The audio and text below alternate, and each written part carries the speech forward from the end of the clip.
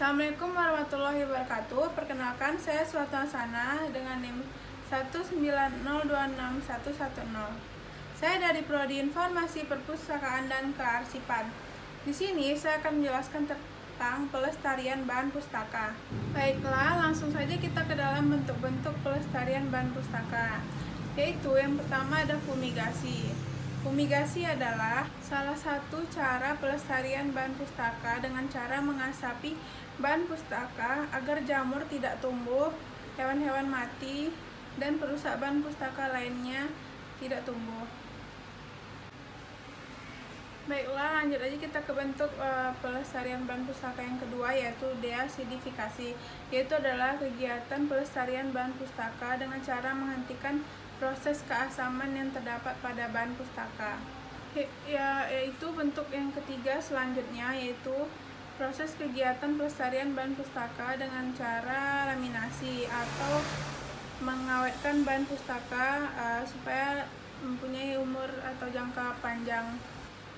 Baiklah, kita lanjut aja ke bentuk pelestarian bahan pustaka yang keempat, yaitu enkapsulasi, yaitu kegiatan pelestarian bahan pustaka dengan cara melindungi bahan pustaka dari kerusakan yang sifatnya fisik seperti termakan usia atau akibat dari serangga atau karena jamur. Dan yang terakhir yaitu bentuk-bentuk pelestarian bahan pustaka adalah penjilitan, yaitu kumpulan dokumen-dokumen yang dibentuk dalam satu kesatuan lalu digabungkan dan direkat oleh sampul ataupun ban. Baiklah, langsung saja ke maksud dan tujuan dari pelestarian bahan pustaka. Maksud dari pelestarian bahan pustaka itu adalah agar bahan pustaka itu tidak mengalami kerusakan dan memperpanjang umur dari bahan pustaka itu sendiri. Selanjutnya kita lanjut saja ke dalam tujuan dari pelestarian bahan pustaka itu. Yang pertama adalah menyelamatkan nilai dokumen itu sendiri. Yang kedua yaitu adalah menyelamatkan fisik dari dokumen itu sendiri. Yang ketiga mengatasi kendala kekurangan ruangan. Dan terakhir yaitu mempercepat untuk mendapatkan informasi itu sendiri. Setelah tadi kita membahas tentang bentuk pelestarian bahan pustaka, manfaat dan tujuan pelestarian bahan pustaka, selanjutnya kita akan membahas tentang fungsi pelestarian bahan pustaka itu sendiri. Yang pertama itu adalah fungsi melindungi. Melindungi baik dari gangguan serangan hama, hewan, jamur, maupun udara. Fungsi ini supaya bahan pustaka tentunya akan lebih awet lagi dan bisa bertahan lama. Yang kedua ada fungsi pengawetan, yaitu tujuan dari pelestarian bahan pustaka ini agar bahan pustaka itu tentunya lebih awet lagi dan bisa dipergunakan oleh jangka waktu yang lebih lama lagi. Fungsi yang ketiga yaitu adalah fungsi kebersihan.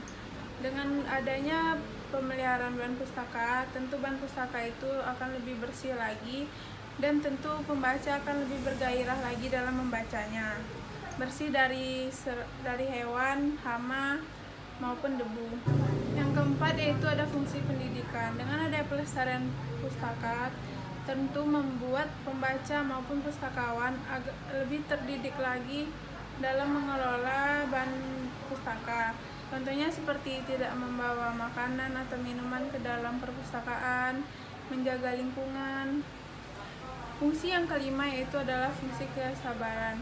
Merawat bahan pustaka adalah seperti cara kita merawat anak kecil atau orang tua, yaitu harus mempunyai kesabaran. Seperti kita harus menambal buku yang berlubang, membersihkan kotoran-kotoran hewan yang menempel,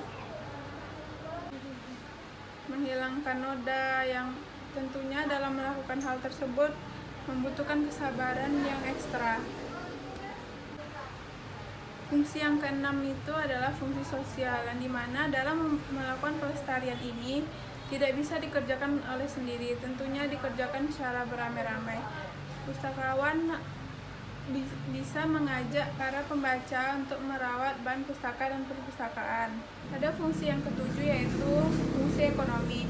Dengan kita melakukan pelestarian bahan pustaka yang lebih baik, bahan pustaka tentunya akan lebih awet lagi dan perpustakaan tidak akan perlu mengeluarkan uang yang banyak demi membeli pustaka baru atau melakukan pelestarian ulang. Yang ke-8 atau fungsi yang terakhir yaitu fungsi keindahan.